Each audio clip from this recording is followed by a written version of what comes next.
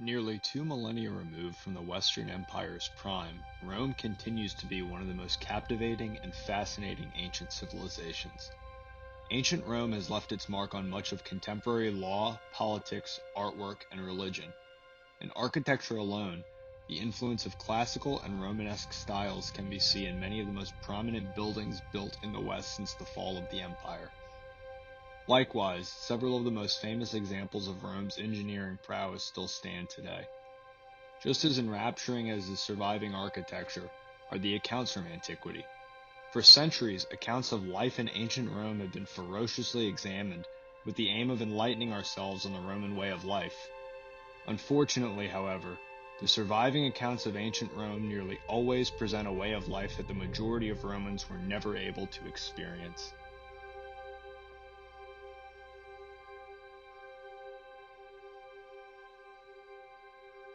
As is the case with many historical sources, the accounts available to us are often misrepresentative of the average way of life in an ancient civilization.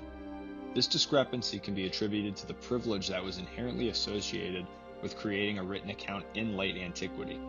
An individual would have to be literate and have access to papyrus or parchment and ink to create an account at the time. This means the accounts that have survived the annals of time are often skewed to represent the higher echelons of Roman society, leading to a tremendous underrepresentation of the plebeian class or commoners of antiquity. While the iconic structures of the Roman Empire are readily viewable throughout the Italian peninsula, the lives of the majority of the individuals that lived in the empire are lost to time. In this short documentary, I look to examine what life would have been like on a daily basis for a Roman citizen of lower social standing in the early 4th century CE in the city of Rome itself. The ways in which financial accessibility affected the lives of those in late antiquity, socially and personally, will be one of the focal points of this film. While truly capturing the lives of the laboring class in late antiquity is difficult, I hope to provide a glimpse into what urban life was like for the Roman working class.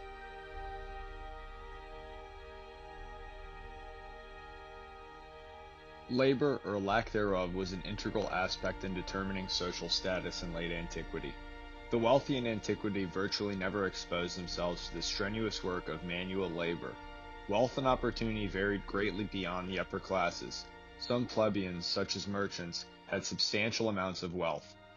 Free Romans of lower status, however, surely faced immense hardship in their day-to-day lives.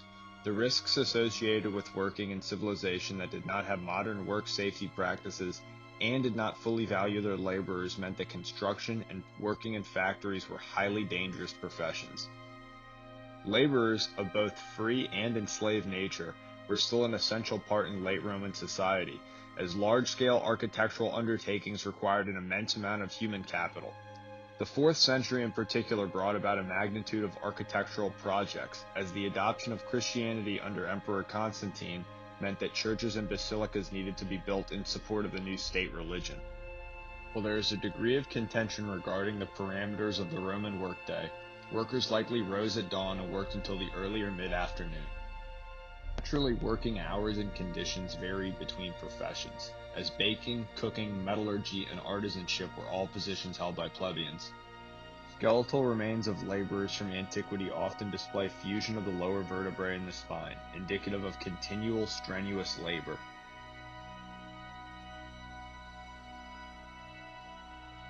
For most living in Rome, housing often came in the form of cramped, dilapidated apartments called insula, literally meaning island. By the 4th century CE, many of these apartments were in serious disrepair, and catastrophic collapses or fires were not uncommon. For the disenfranchised, numerous family members may have lived in a single insula to curb the proportionally high rent of late antiquity. Individual insula almost never had kitchens, and only the most expensive lower-level dwellings had their own toilets. Typically, the most expensive apartments were on the lower floors, with cost and quality lowering as one lived higher from the ground level of the building. For the majority that did not have access to running water in their dwellings, chamber pots were used to collect waste and were routinely dumped onto the street below. Crowded conditions of these complexes, in conjunction with the open-air sewers of the streets and large number of vermin, made disease rampant. As segregated as late Roman society was with regard to class structure, the layout of Rome itself was fairly integrated due to a lack of zoning regulations. Domus, large mansions or villa, often occupied the same streets as low-end insulae.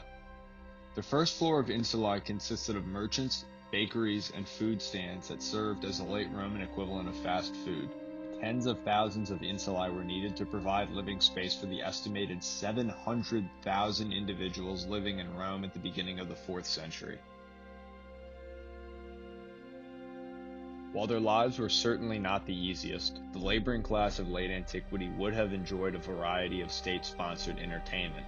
The famed Flavian Amphitheater and Circus Maximus were frequented by all social classes for the multitude of games, plays, fights, and races that would have taken place in them. Because admission to these events was free, they attracted every social class that existed in Roman society. Another staple of Roman social interaction for all classes was the bathhouse, which also served as public bathrooms for those without running water. Bathhouse membership was generally very affordable, making the baths a daily social event for most Romans. Prostitution served as another popular pastime in late antiquity, with dozens of brothels existing in Rome. As one can imagine, the working conditions of these brothels were unspeakable, with many prostitutes being slaves forced to have intercourse against their will. Between bloodsport and the proliferation of brothels, Roman society demonstrated that it could be immensely cruel and unforgiving, even in leisure. Cuisine was thoroughly defined by social standing, and the artwork of the time reflects this dynamic. Typically, surviving artwork of meals from late antiquity depict elaborate dinner parties that include exotic and complicated dishes. Our best surviving text on Roman cuisine, Apicius's De Coquinaria, echoes this focus on the cuisine of the upper class, but the text also provides several recipes associated with the poor or military. Bread was the staple of the typical Roman diet, with the government even attempting to provide bread to those in need, called annona. Grain shortages could have catastrophic effects on the most marginalized members of late Roman society. Historian Christina Sessa points out that these famines would have been less destructive in urban areas where there was an abundance of imported food for those who could afford it. This leads to a little section I like to call Dei Coquinaria, where I attempted to bake a reasonably accurate take on what bread for commoners would have been like in late antiquity. The bread I chose to bake is astoundingly simple, with only 4 ingredients: whole wheat flour, salt, water, and sourdough yeast starter. The bread is based on a recipe from late antiquity with its shape supported by artwork. It's calorie-rich, simple, and perhaps most important to the disenfranchised of late antiquity, cheap. However, it still would not provide the same amount of protein as meat. While the desire to move away from consuming meat products as a way of reducing the unsustainable, damaging, and unethical practices that accompany raising livestock has become a common talking point, the ability to consume meat protein was a luxury in ancient Rome. Obtaining beef, pork, lamb, or chicken with any degree of frequency was often relegated to the higher classes. While fish was more ubiquitous as a source of protein, pollution of the Tiber from Roman sewer systems could make fish dangerous to consume. I would contend that this disparity in food accessibility between rich and poor strongly affected the late Roman perception of the impoverished. Elaborate. Several late Roman authors directly associated physical capability, intelligence, and attractiveness with social status. Though the ideas of upper-class superiority would have played into this notion, I would argue that the views on the plebeian physique originated from the disparity in nutrition, and as a result, size and physique. Because of its simplicity, the bread I selected works well as a modern analog to what was available for the commoner in late antiquity. The bread is honestly pretty bland, as you would expect, but it's dense, hearty, and was definitely filling. I calculated the loaf to be a little over 2,000 calories. And while this is a large number of calories, the loaf only had an estimated 30 grams of protein, and the whole loaf would not be eaten in one sitting. In contrast, 300 grams of protein are contained in roughly 1,400 calories of chicken. No other aspect of the late Roman meal for the impoverished could have provided a comparable amount of protein. Outside of bread, common daily meals would have been pulse, a type of grain porridge, or olives and vegetables that would have provided some protein. This difference in protein intake would have made wealthier Romans larger, bigger, and healthier at an early age. Likewise, the commoner's diet would have made them more susceptible to diseases brought on by vitamin deficiencies, as it would have little variation. In late antiquity, wealth could have a significant role in an individual's ability to fight disease and malnutrition.